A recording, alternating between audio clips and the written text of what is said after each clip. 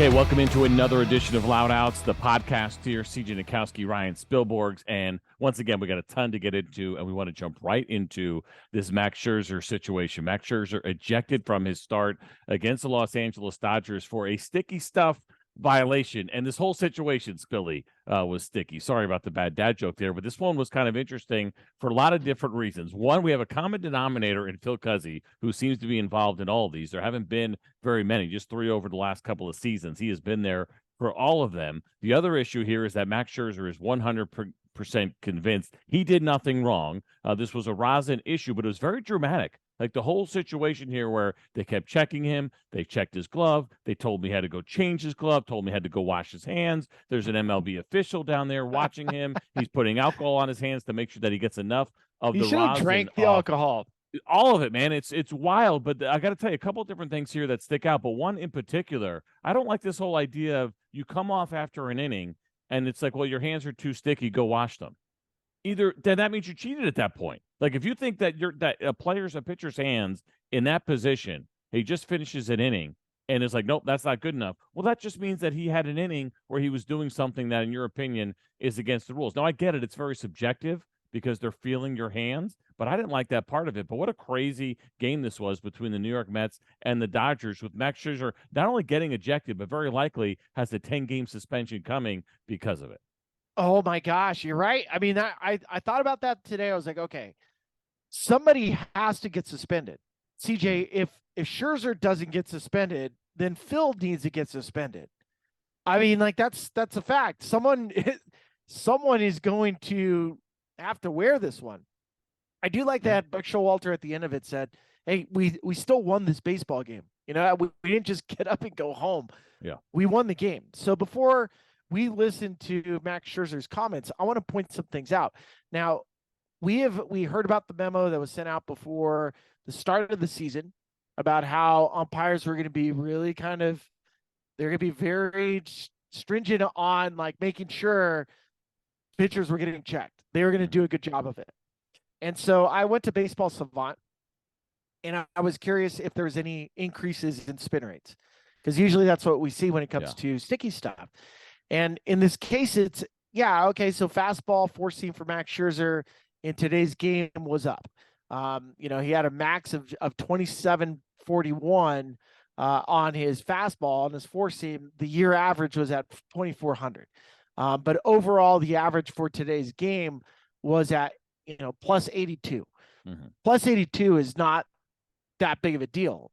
Plus 82 is not a lot. I mean, like if you're seeing like big jumps in spin rates or sticky substance, it's usually 200, 300 RPM. And in this case, it's very, very small. It's minute at the most, but there are some slight increases.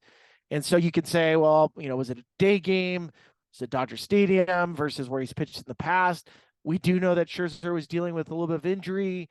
There's some little fatigue coming out of spring training. Hasn't pitched exceptionally well, so maybe he's amped up. So there's natural causes for a small uptick.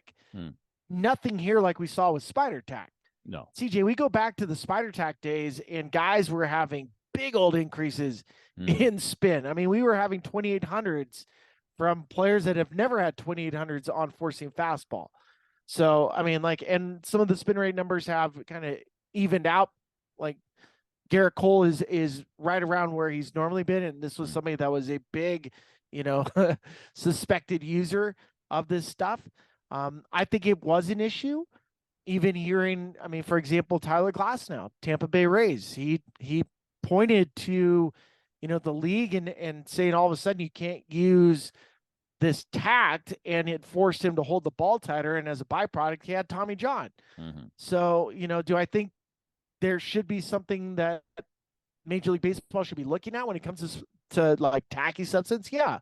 But in this case specifically, since we're only allowed to have sweat and rosin, now go back one more step, and some players were using sunscreen and rosin. Yeah. Now, sunscreen and rosin is different than sweat and rosin. Sunscreen and rosin actually does increase it to a level where it's not cool. Mm-hmm. So a day game, Dodger Stadium, Is it possible that Scherzer had sunscreen on? I would expect so. There are some See, I would sunscreens think that no. See, I think you can't take that chance of putting it on. Should you be putting it on? You should. But if it gets extra sticky, and I think it's probably a fair point, and wondering, we'll listen to him here in a second and try to read between the lines a little bit. But if there was sunscreen, which he probably couldn't even say that he had it on, because then of course there's going to be a lot of speculation about what the intent was. And while you should be wearing sunscreen, of course, was a day in game. the sun, yeah, I don't think I'm thinking as a pitcher at this point, you probably shouldn't be at all, at least not on your arms. I don't know what you do about it because it's not the safest thing. But if it's going to make your hands stickier, then that's going to be problematic. Now, Phil Cuzzi was the home plate umpire. Dan Bellino was on this crew as well. They said after the game, this was the stickiest a hand has been since I've been inspecting hands. This was Dan Bellino, which goes back 3 seasons. Now, that's still not enough for me, right? I mean, the sticky is fine. Is it illegal or was it not illegal? This is so subjective. He said it was so sticky that when we touched Max Scherzer's hand, our fingers were sticking to his hand. I mean, that, to me, okay, if that's the case, then you probably made the right decision. I have a hard time believing that, though, Spilly. Even if I have a little pine tar on my fingers, when you're checking my hand, I don't believe that it's necessarily going to stick to your hand. But the umpires feel pretty strongly about it. It's subjective. Yeah. I mean, it's an opinion. It's not they're like CJ when we do, like if there's a, you're doing you get pulled over by a police officer and you have to blow for the blood. I haven't done that, but if you blow for a blood, there's an actual number that pops up. It's not subjective. It's not like a cop's like, oh, I smell your breath and it smells worse than any breath I've ever smelt before. There's an actual test.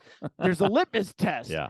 There's, if you're dehydrated, you pee on this thing and it tells you, yeah, look, you're dehydrated. Yeah. In this case, it's Bellino in Phil Cuzzi's opinion. Like, okay, if you want to get to the point, if you really do, and like I'm all for this. Could you imagine a tack guide? Like they come out, they bust out this tack guide, and they go, okay, well, this is what illegal tack feels like. Let me feel you. Yep, that is the even Steven tachometer. The tachometer. Yeah, why not? Yeah, we should. It's an interesting point because while they trained them this offseason to kind of look for certain things and they tested these umpires, I heard Andy Martino talking about it. I thought it was pretty interesting, and all they went through this past offseason. It's still going to be subjective, right? You're getting tested for something and how it feels, and it's not going to be uniform. But this was brutal. They made him change his glove, which I'm thinking, okay, well, if you already have rosin on your hand, is it going to be a little extra sticky in your glove? I don't want to see umpires. That would bother me a lot, quite honestly, watching an umpire stick his hand in my glove. I understand why they're doing it. I would not sit well with me, and understand why it didn't sit well with Max Scherzer. Made him change his glove, and he was pretty frustrated. Let's listen to Max Scherzer and what he had to say after the game. He was not happy. So after the second inning, my hand, it was a little clumpy from the rosin and sweat. That it was clumpy, and Phil told me to wash it off, so I washed it off. Came back out there after the third, with alcohol. I washed it with alcohol and rosin, and when I went back out there, the alcohol for a little bit there can be sticky in rosin. That can happen. So he was like, "That's too sticky. You need to go back on there, wash it off again, and reapply the rosin." And so I did that, and then at the same time, he thought my glove had too much rosin on it. And I was like, okay, if that's a problem, there's nothing going on. He's like, you need a new glove. Like, okay. So I come back out, pitch the third, and knew I was going to get checked in the fourth. So I'd have to be an absolute idiot to try to do anything when I'm coming back out for the fourth. After that third inning, I'm in front of the MLB official that's underneath here. I wash my hand with alcohol in front of the official. I then apply a rosin, and then I grab sweat. When I then go back out there, and Phil Cuzzi says that my hand's too sticky. I don't get it. Yes, when you use sweat and rosin, your hand is sticky, but I don't get how I get ejected when I'm in front of MLB officials doing exactly what you want, and being deemed my hands too sticky when I'm using legal substance. I do not understand that. I kept repeating, it's sweat and rosin. I swear on my life, it's sweat and rosin. I'm not using anything else. This is sweat and rosin, sweat and rosin. I keep saying it over and over, and they touch my hand, they say it's sticky. And I, like, yes, it is, because it's sweat and rosin. And they say it's too sticky. They threw me out because of that. If he thought he thought I had too much rosin on my glove, and okay, I mean, we're pitchers. We have rosin. There's a little rosin on my glove. That's fine. Get a new glove. Go out there and pitch. That's fine. When I go out there for the fourth, like I said, I did exactly what you're supposed to do. What do you think, Spilly? Sweat and rosin. That might be a pretty good name for Max Scherzer's podcast if he ever wants to go down the podcast path. I think it'd be a good one. But, it's an interesting point. How much you're sweating, right? You mentioned a warm day in Los Angeles, and ultimately, what did that do to the rosin? Did it actually make it stickier? I think that's a real possibility, and everybody's hands are different. I had a buddy in high school, we always used to tease him, right? He had sweaty palms, clammy hands. Sweaty palms, yeah. And then you get guys like, I will tell you, that was probably the opposite, where my hands didn't sweat a lot, and so they got a little bit slicker at times. But then you have different atmospheres, different temperatures that are going to bring out some different sweat, and so maybe a little bit more today in Los Angeles, and it made it more sticky. I believe Max Scherzer. I don't believe there was anything else there. You never know, right? I mean, you got to be careful. Guys are always going to look for an edge, but I believe him.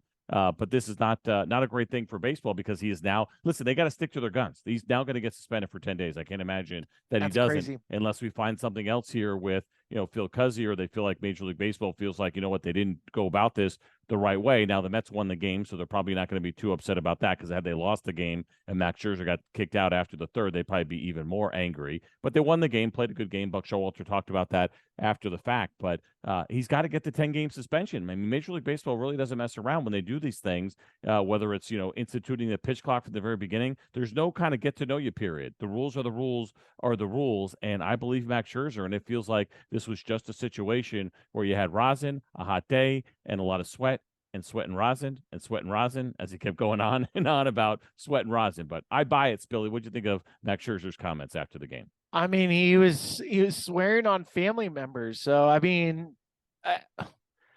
this one is kind of tricky because it feels shades of gray. In the case of Phil Cuzzy, I always used to call him Phil Koozie. I always wanted to drink Nice. Phil Koozie. I think that's a great way to keep your beer or any of your adult beverages nice and cold during a hot summer day. I mean, like, we're talking Sweat and Rosin podcast for Max Scherzer. The Phil Cuzzy koozie would be a really good marketing play. It sticks to your hand. I don't know. I feel like we could do this all day long. Yeah. I guess in the case, look, veteran umpires are going to protect players. It felt like in the first case where he says, hey, like, go get this thing cleaned up, right? Like, go clean it up. He's giving a fair warning. Yeah. And to go to the dugout and then do it in front of a rep, like, he does it right in front of him. So he's and Max is telling you, he's like, I would be an idiot. I know I'm about to get looked at. What like, I'm doing everything within protocol. And what's crazy about it too, I look up Jimmy Yacobonis's numbers from today's game, and he had increases in spin rate.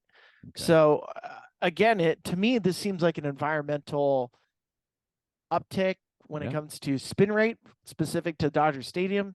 Maybe the radar was off some. So if you're going to go and look for tangible evidence, and the umpires are going to say, hey, like, check this out, even the numbers are up. Well, so are Jimmy Yacobonis's numbers, and so are Adam Ottavino's numbers on spin rate, and so are Alex Vicia's numbers, and so is Yency Almonte's numbers, right? Like, so all these guys that played in the game that weren't either Max Scherzer or even a Met saw some increase in today. So, I mean, does a warm day in April increase spin rate? Yeah, we know that, because the hotter the temperatures are, the less resistance and the more spin you're going to get. I mean, like, come on, it's basic science, duh.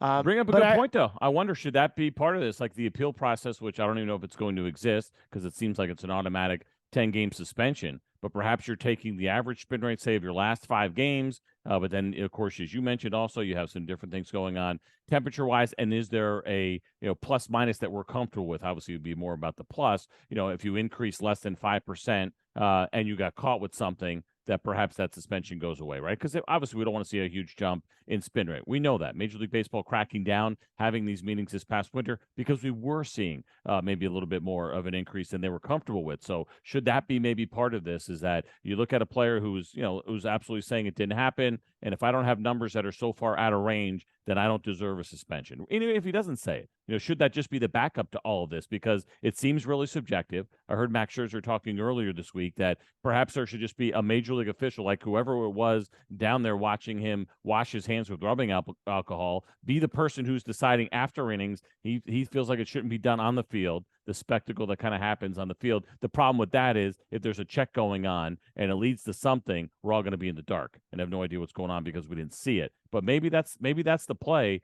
after the fact, checking spin rates, coming up with some kind of system and some kind of number, whatever it might be, 5%, I don't know what it would be. You say, as long as you're not over that, you will not get suspended for 10 games. I mean, that makes a lot more sense. But again, like, health has a big deal with it. What if a guy changes some mechanical flaws that he had in the week and he's snapping his wrist a little bit more and he's actually increasing his spin rate? I mean, it's just, you go down a slippery slope. I mean, I really, as crazy as it sounds, it's like you almost need the painter's template, like, hey, I want this to be white. Well, not that white. I want this white. I mean, like, it needs to be, here's what the tack should feel like. And in this case, again, it to me, it's not objective. It's very subjective, which is why Phil Cuzzy has been a part of 3 of them.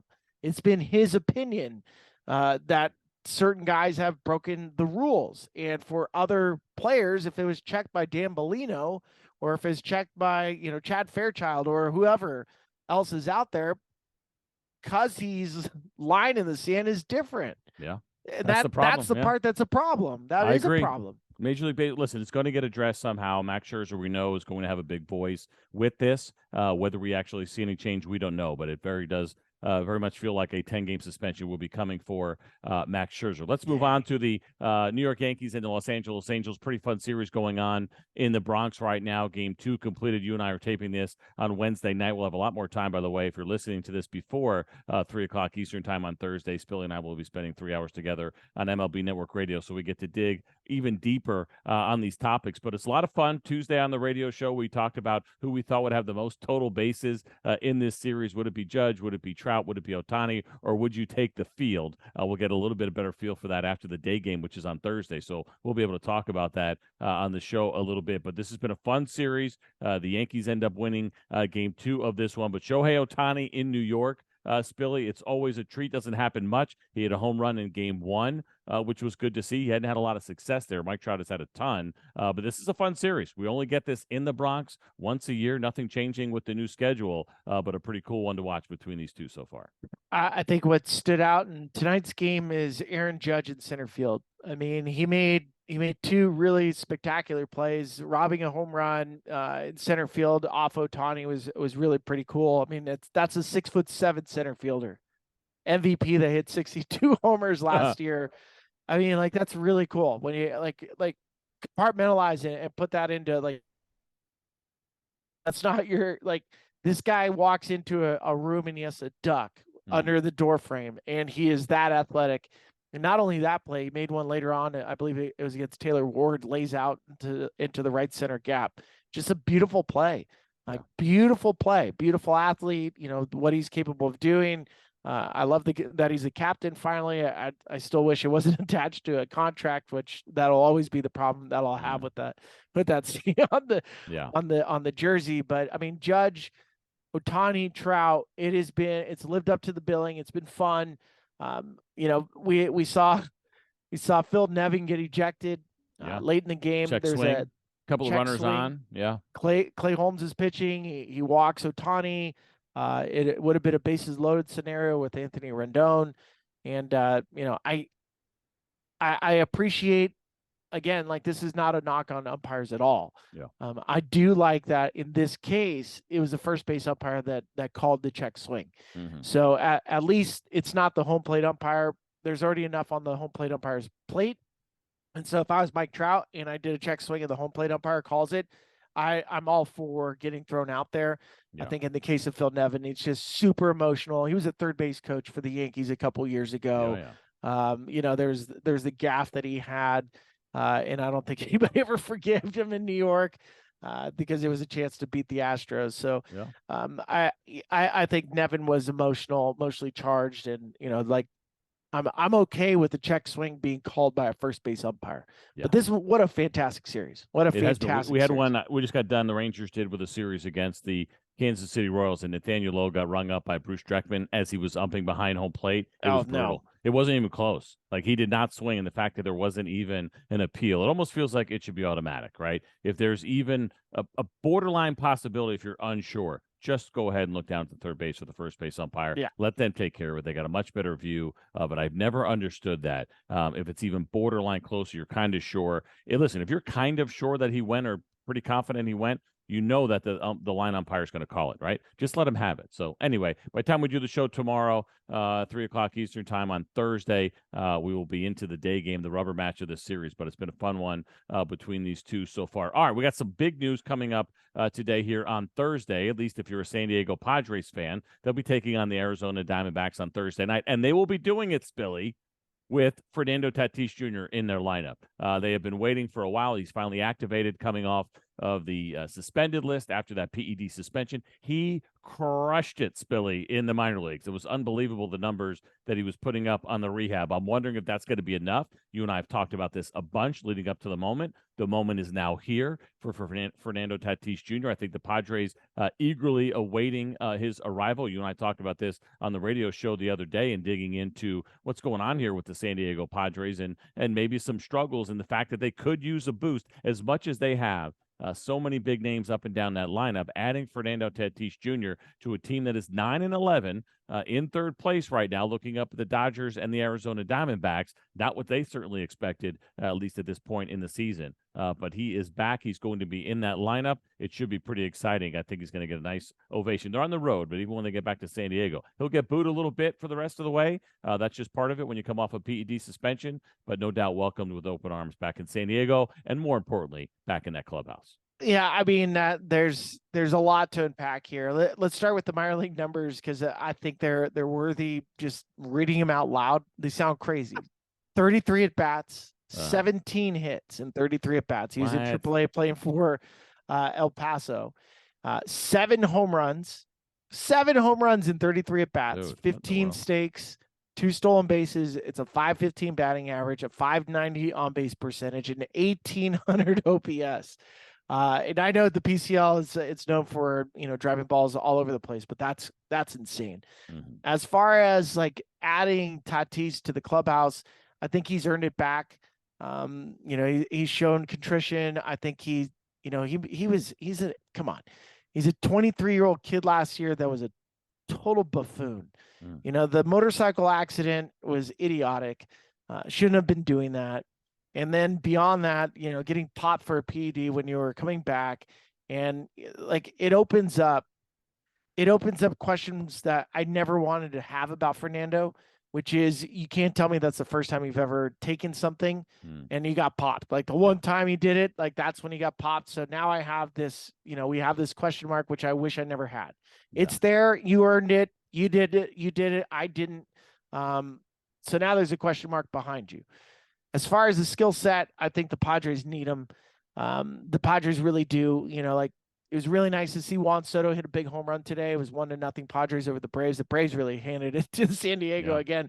Padres are really good. The Braves are way better. Braves are way better. And I'm sad that we're not going to see Padres Braves until possibly the postseason. Yeah.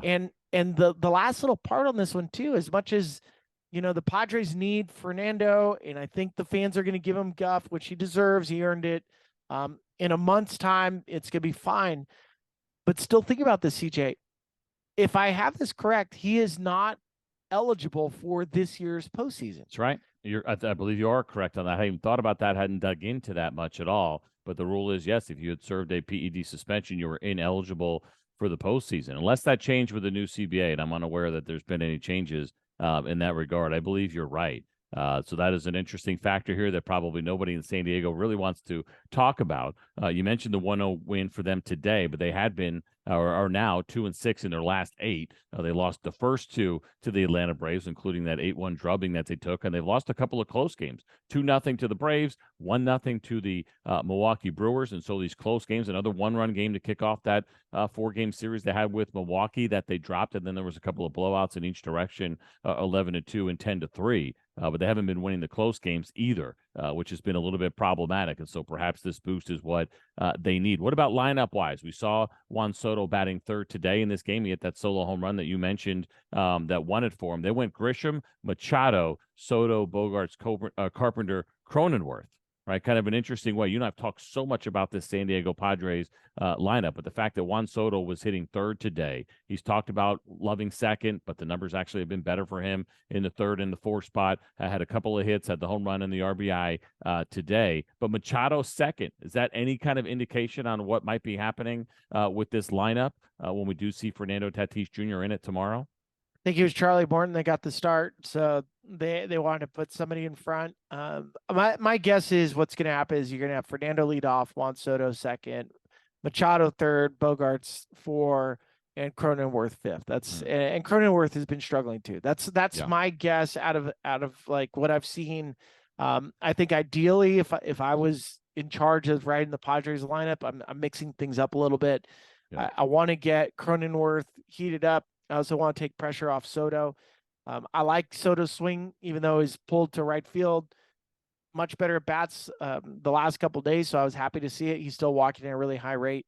I still think the Tatis, Cronenworth, Machado, Bogarts, Soto, that 5 pair is unbelievable because Cronenworth is a walk, and then you still have Soto with a walk at 5, and then you can back up Soto with whoever you want. I mean, that could be Matt Carpenter, it could be Nelson Cruz, it could, I mean, like, you pick your poison. But there, I mean, like, to have a Bogarts Soto back to back at 4 and 5 in RBI spots, I mean, like, the whole thing's nasty. So if Soto was in a better spot, I mean, the 1-2 of Fernando Soto would be unbelievable, but it's not there. It's not there. And I'd like to see the protection with Machado and Bogarts behind a Cronenworth, because I think it would help Cronenworth out. I think Soto on his own can be on an island. He's proven that before. I think if he were to, if the Padres lineup was truly to get optimized, like, I think I'm okay with Soto right now taking 4 at bats a night versus 5 and giving the extra one to Cronenworth. Yeah. Just for now. Yeah. That makes sense. We'll see what happens, what they decide to do. It'll be a right-hander, Ryan Nelson, going for the Arizona Diamondbacks in this game. Michael Wacha on the other side. But Fernando Tatis Jr.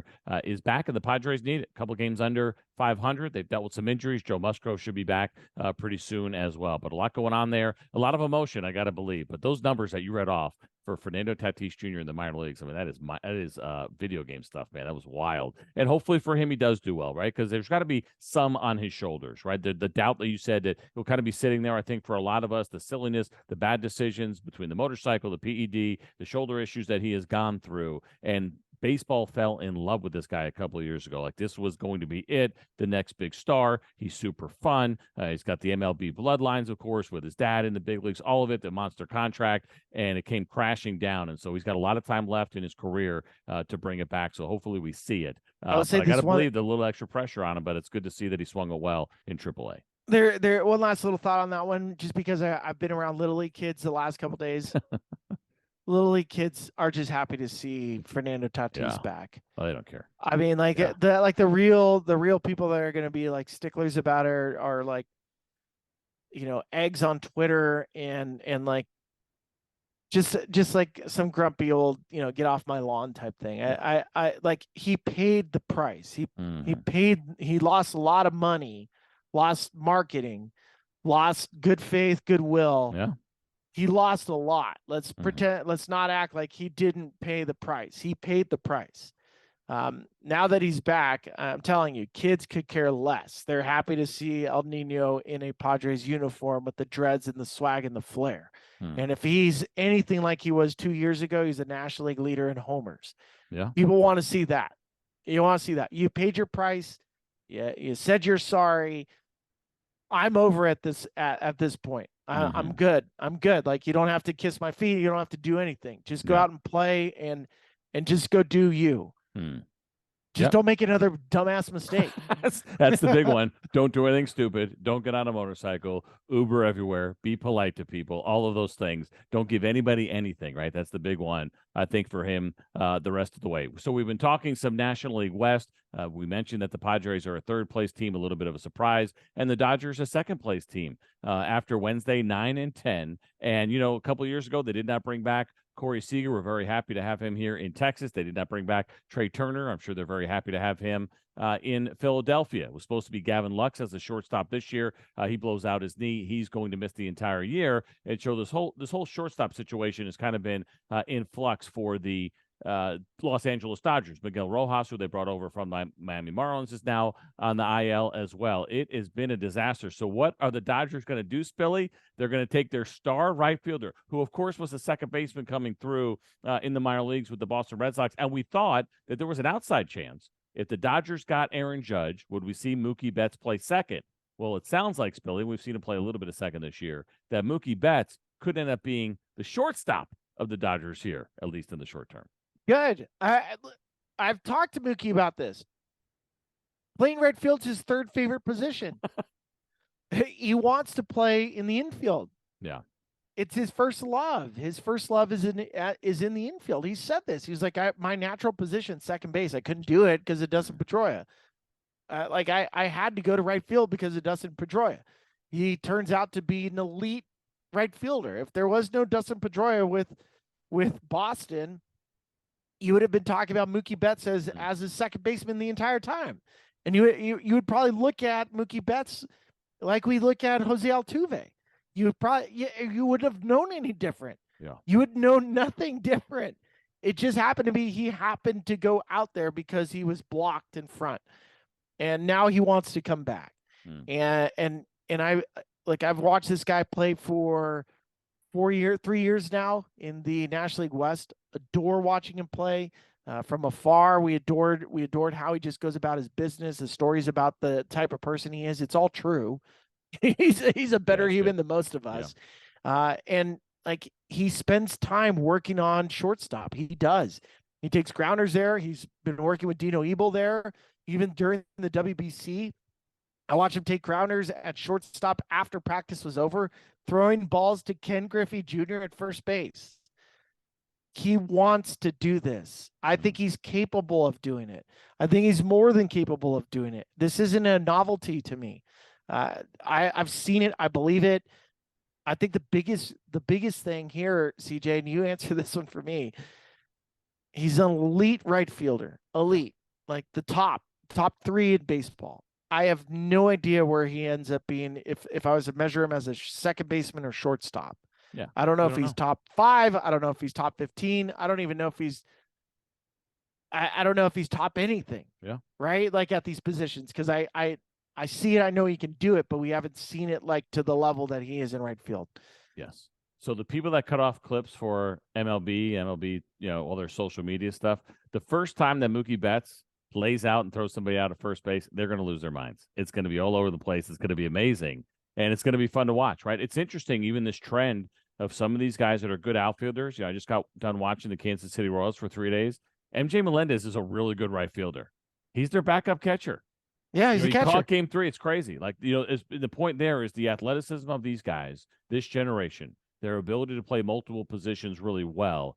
It's pretty incredible. And so we're going to see something we don't see very often, which is a plus defender in the outfield go to a premier position in the infield, right? It's one thing when you take Nick Castellanos as a third baseman, put him in the outfield, maybe back at third, and then eventually in the outfield, right? You're just trying to hold it down a little bit. We see it more with the corner infield positions with the outfielders. It's rare that it's going to be up the middle. Chris Taylor does it, obviously, for the Dodgers as well, but he's not nearly the outfielder that Mookie Betts is. So I think it's exciting to think about what could be. Same thing with Bryce Harper, right? If he ends up playing first base, I had a conversation with Brad Miller, who was a teammate of his. I said, hey, what do you think of Bryce Harper at first? How do you think he's going to do? He goes, I think he's going to be amazing.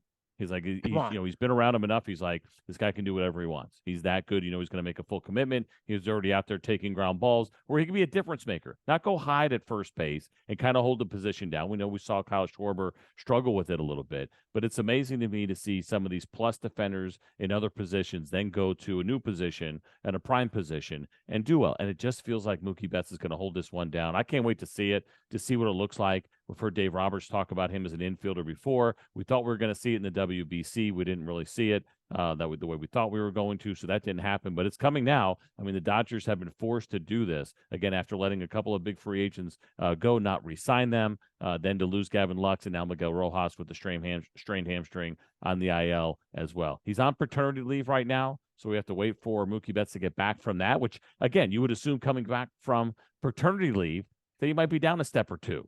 Right, just the idea of jumping right back in and then to go do it at a new position. Strength. It's going to be wild, man. But I look forward to watching it. It should be a ton of fun. It should be. It also points out, again, the flaw with the Dodgers this offseason was that they didn't add the depth that we're accustomed to seeing. Yeah. The infield last year of Justin Turner, Trey Turner, Max Muncy, Freddie Freeman, or Gavin Lux, Miguel Vargas, second base is missed. They miss it already. This is nowhere near.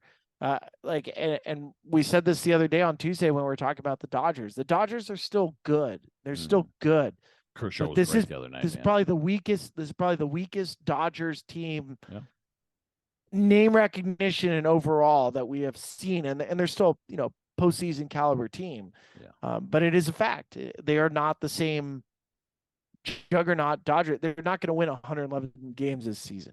No, definitely not. And we'll see. And of course, maybe deadline time, they can add the pieces smaller that they need to. It feels like it should be a pretty big off season for them, right? They have the money to spend. They need to get it done. For those who are wondering about the neon lights behind me, Spilly, that's Globe Life Field. That is home of the first place Texas Rangers. We're going to go. We're out of time. Make sure you listen to the show, MLB Network Radio. It's on 5 days a week. 3 to 6 Eastern time. It's myself, it's Brad Lidge, and of course Ryan Spilborgs, and we have on the weekends as well with Chris Jimenez and Kevin Franson. They do that from 10 to 1 Eastern time on Saturdays. As always, we appreciate you listening to the Loud Outs podcast. Have a great day.